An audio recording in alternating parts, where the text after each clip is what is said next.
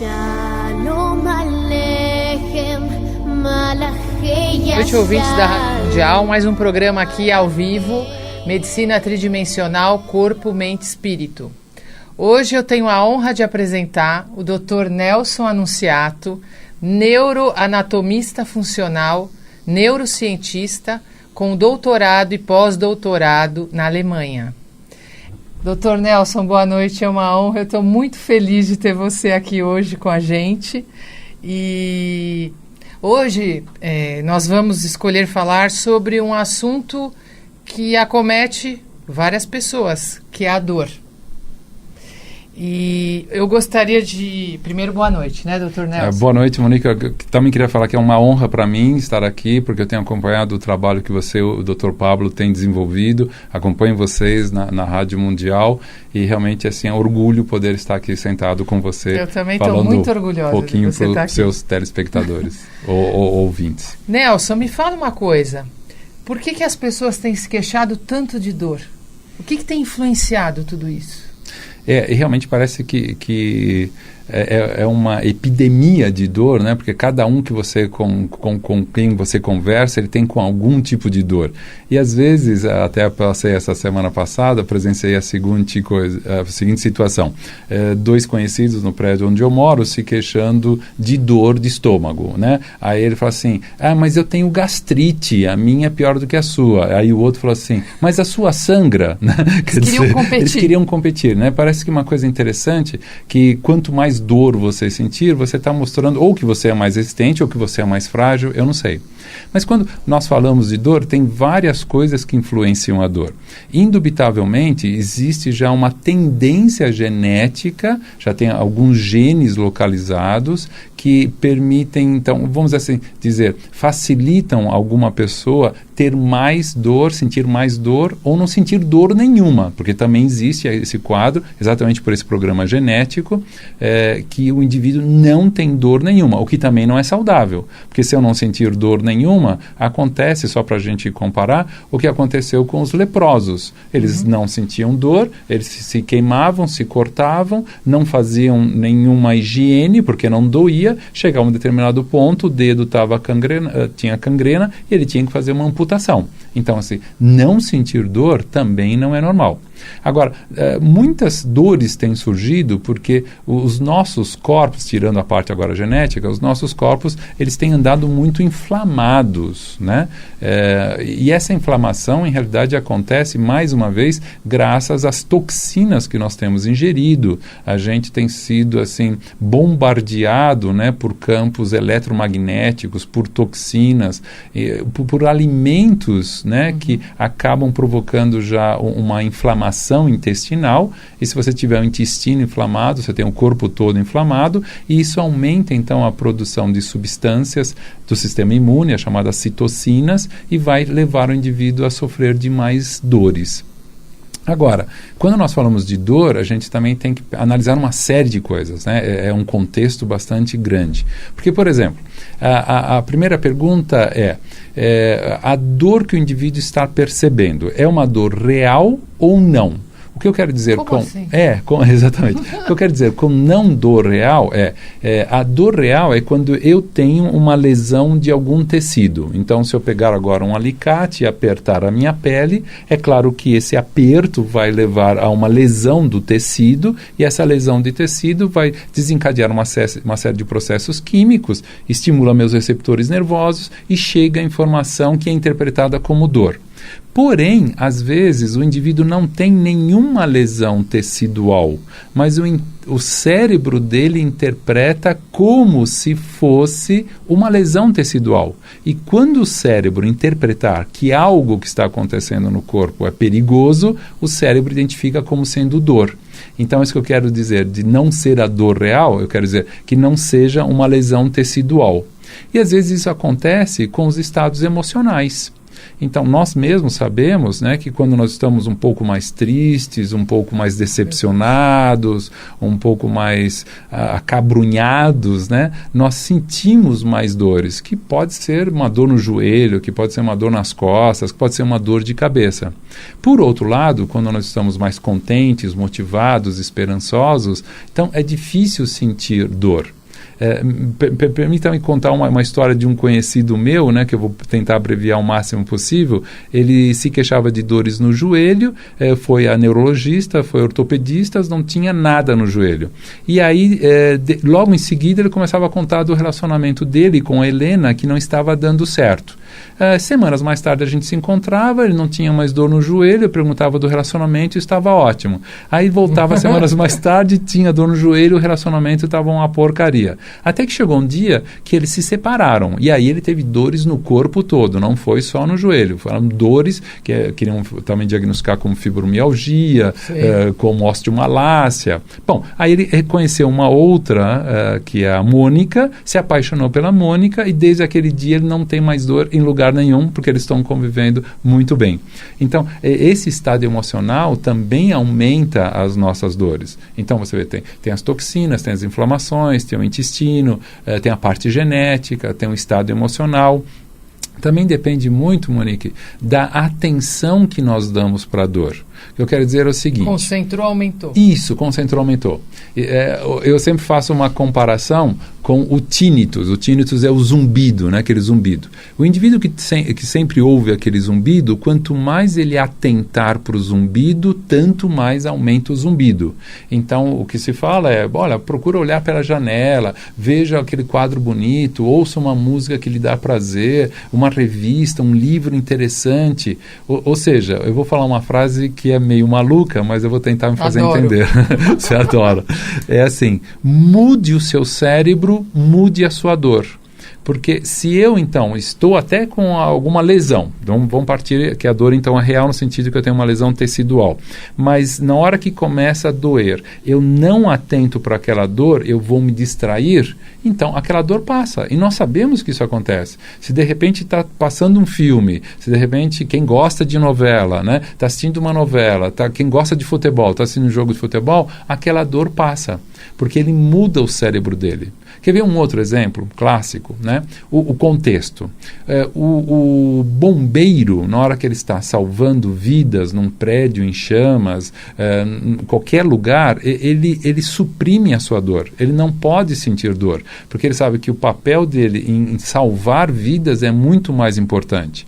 Agora, de repente, esse bombeiro, sentado no sofá da sua casa, na frente da TV, e foi abandonado pela esposa, quem tanto ele amava, ele pode começar a sentir dores. Um exemplo, o jogador de futebol, ele faz um gol, vem os outros 10 jogadores, se jogam sobre ele, então formam uma montanha de jogadores, ele é o último lá embaixo, os outros saem, ele levanta, não sente absolutamente nada, um sorriso, porque ele está naquele contexto. Uhum. Talvez se ele estivesse fazendo uma coisa que não fosse do prazer dele, ele estaria sentindo muita dor com apenas um pequeno toque, um pequeno tapinha nas costas, como se diz. Então, esse contexto é muito importante. Se nós sabemos que o contexto é importante, nós podemos mudar conscientemente o contexto para conscientemente mudar o nosso cérebro, para conscientemente mudar a percepção da dor. Não sei se me faço entender. Entendi. Isso que você falou para mim envolve muita coisa. Envolve, como quando você deu o exemplo do bombeiro, o compartilhar, o prestar atenção no outro, para deixar de ser o centro da tua dor. Isso. Como você deu o exemplo também do futebol, onde quando você está muito feliz e tudo está muito bom na tua vida, você deixa de prestar atenção, né? Isso tem um menor valor, né? Exatamente. Até nos cursos presenciais sobre dor, eu dou o seguinte exemplo, né? Eu mostro também uma foto de uma mulher muito bonita, né? E pergunto para os homens, imagina que você vai receber uma injeção dessa mulher bonita. E logo em seguida eu mostro de uma mulher que não foi assim tão agraciada por Deus, vamos assim falar. E com qual delas você sentiria mais dor? E todos respondem com a mulher que não é bonita. Então, também isso tem a ver. Você pode chamar de machismo, você pode falar que o homem não quer mostrar a dor, mas aquilo que nós estamos vendo no entorno modifica o nosso cérebro. Me permita ainda um outro exemplo. Então, quem está nos ouvindo ou está nos assistindo, imagine o seguinte: você vai calçar uma bota, vai calçar um sapato. E quando você está calçando esse sapato, essa bota, você sente uma picada. Todo mundo conhece isso. E aí você vai olhar dentro da bota do sapato que tem e você vê uma aranha saindo do sapato. Meu Deus. Tudo bem? Agora, vamos fazer a seguinte experiência. Nós estamos calçando essa bota, esse sapato, e sentimos uma picada, vamos olhar lá dentro e tem um alfinete. Bem, me respondam. Onde foi, em qual das situações doeu mais? Na da aranha ou no do alfinete? Indubitavelmente, né, a maioria responde da aranha. Por quê? Porque a gente pensa num ser vivo, ele pode ser veneno, a saliva da aranha no meu corpo, e tudo isso só na nossa imaginação provoca mais dor do que realmente a dor real, que seria talvez do próprio alfinete. Agora, isso você está dizendo assim, essas situações. Agora, e quem tem aquela dor crônica, aquela coisa que vem há anos, onde a pessoa até já os neurônios já estão acostumados lá, não sei se são neuropeptídeos, a se alimentarem, a percorrerem esse caminho. O que essa pessoa faz? Bom, acho que a primeira pergunta seria assim, qual o motivo dessa dor, né? Porque, como a gente falou, a dor, ela não é um problema. A dor, ela nos avisa que alguma coisa está acontecendo, era uma tentativa, vamos assim dizer, do corpo para você fazer algo para se autoproteger. Agora, essa dor pode se tornar patológica. Em cerca de 10% dos pacientes, quando essa dor se torna crônica, ela passa a ser patológica. Então, a primeira pergunta é, sem ofender ninguém, será que a pessoa realmente está disposta a mudar de vida? Será que ela não está usando essa dor como uma fragilidade para evitar de sair de casa, de enfrentar situações, para até se dar uma de vítima? Então, essa é só uma pergunta, eu não sei responder porque eu não conheço todos os nossos ouvintes aqui, os nossos espectadores. Né? Mas é uma coisa que a pessoa que está ouvindo agora pode refletir sobre si mesma. Né?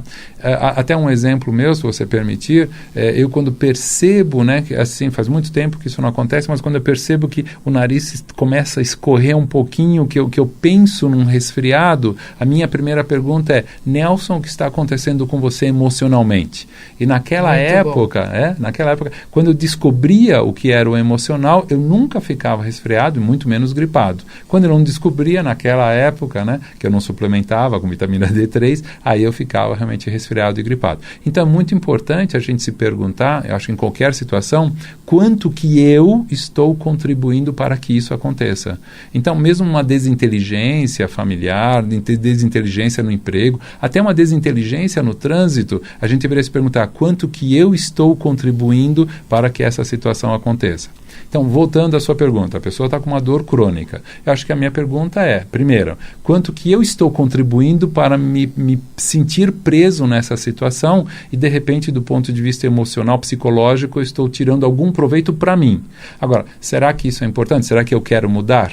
Se a pessoa quer mudar, então a gente já está falando, né? Uma coisa seria atentar menos para a dor. Na hora que fala vai ter a dor, ou a pessoa já nem sai de casa com medo da dor, ela tem que se perguntar assim, poxa, mas eu quero sair, eu quero mudar. Então eu vou passar um creme, eu vou vou fazer uma massagem, vou aquecer, e aí eu vou sair e vou fazer uma coisa da qual eu goste, com a qual eu possa me divertir.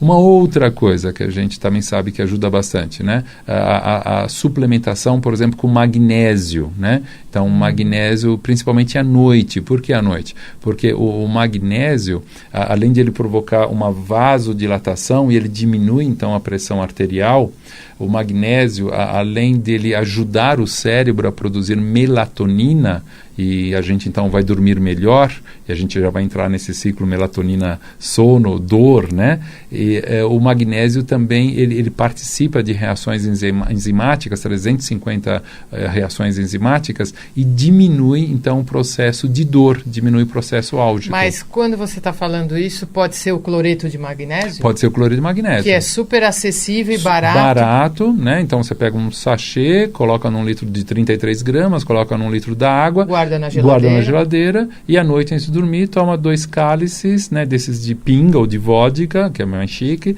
não da pinga nem da vodka, mas do cloreto de magnésio, e você vai sentir assim melhoras absurdas. Mesmo quem tem fibromialgia, que tem essas dores que realmente são hoje até se diz síndrome, né, da fibromialgia, é uma grande ajuda. Eu não vou dizer que é a cura total, porque depende de vários fatores. Porque as pessoas estão carentes de magnésio. Sim, porque para ter água magnesiana, nós precisamos ter vulcão.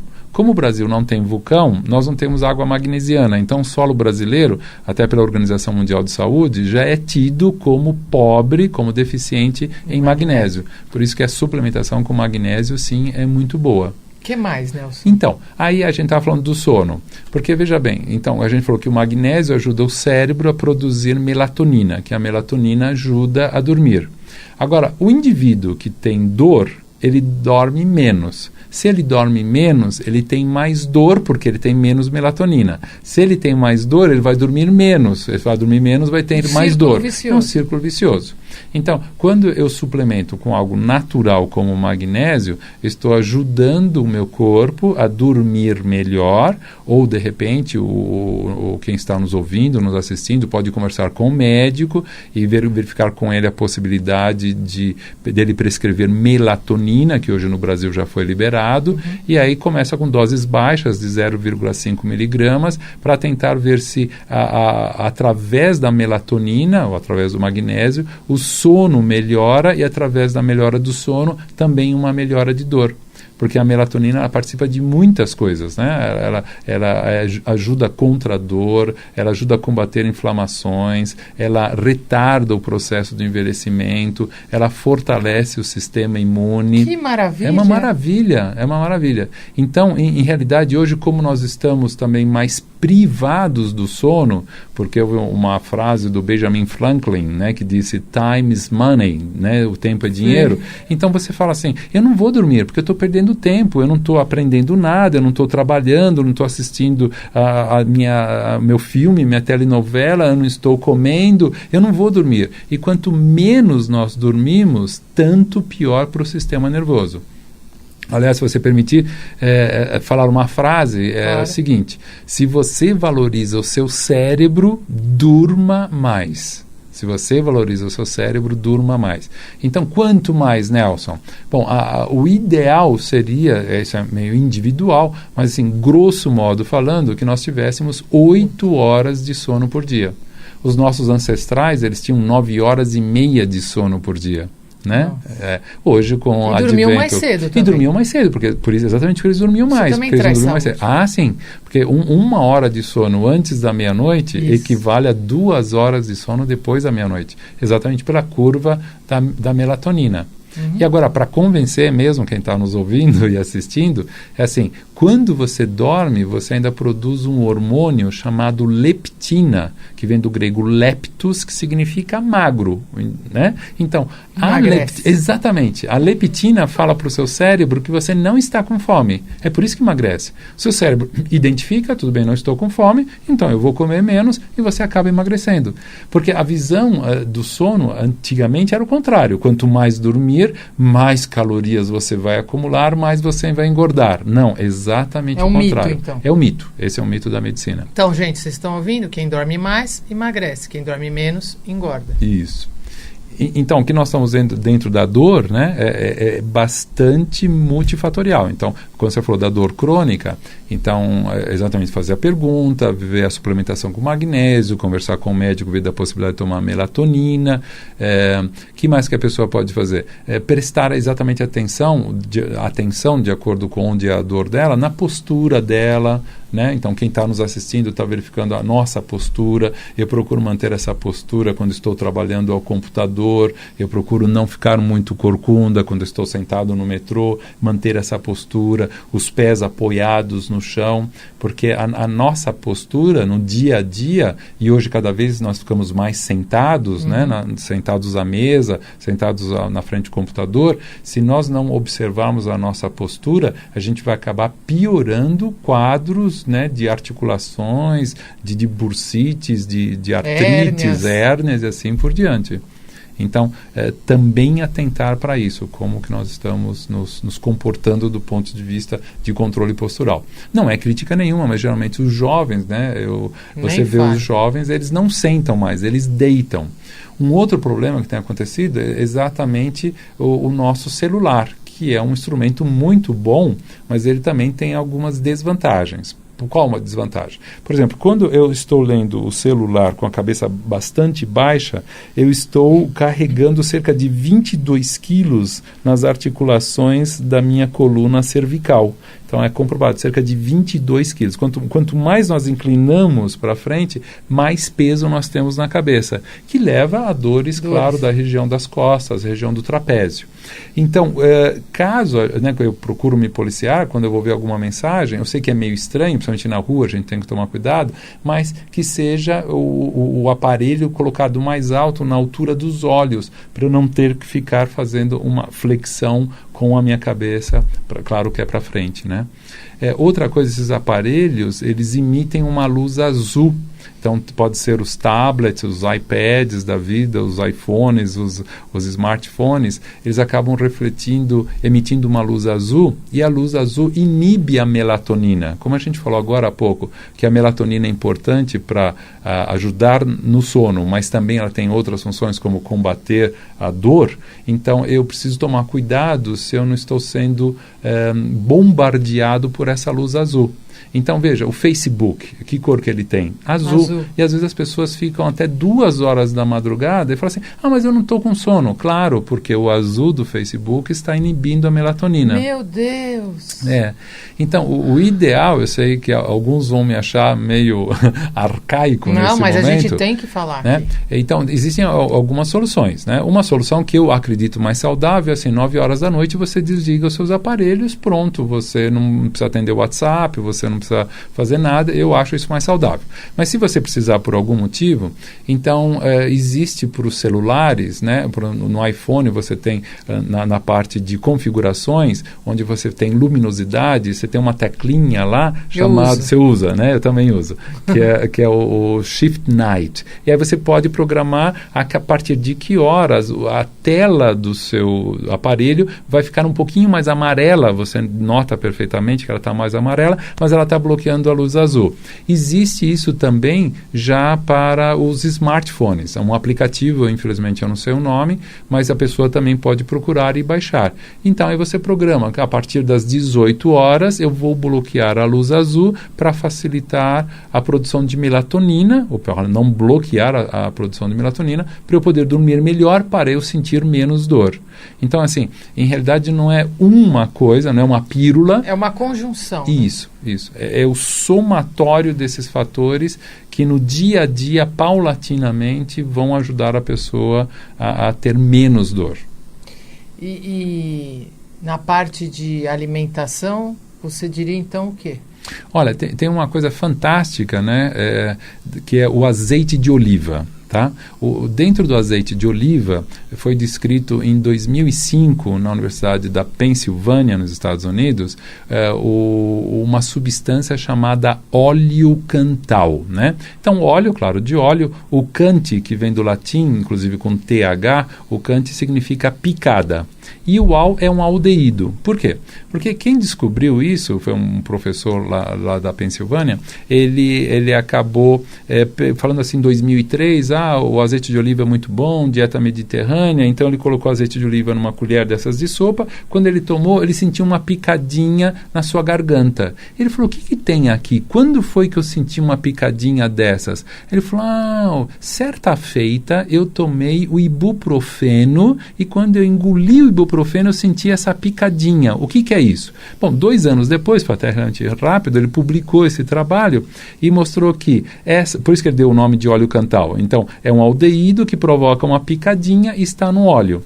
E o que se sabe hoje é que esse óleo cantal, ele vai inibir algumas enzimas que nós temos, que naquela cascada que eu falei de substâncias químicas, vão produzir as prostaglandinas, que vão excitar os nossos receptores nervosos. Então, para tornar a coisa mais fácil, quem ingere um bom azeite de oliva no dia a dia está ingerindo o óleo cantal, que inibe a formação da dor.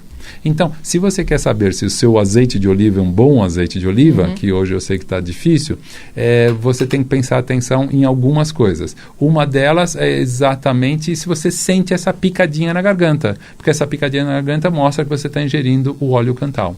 Ok. Bom, infelizmente a gente vai ter que parar por aqui. O Nelson vai voltar mais para frente para falar sobre depressão. A gente espera ter ajudado vocês.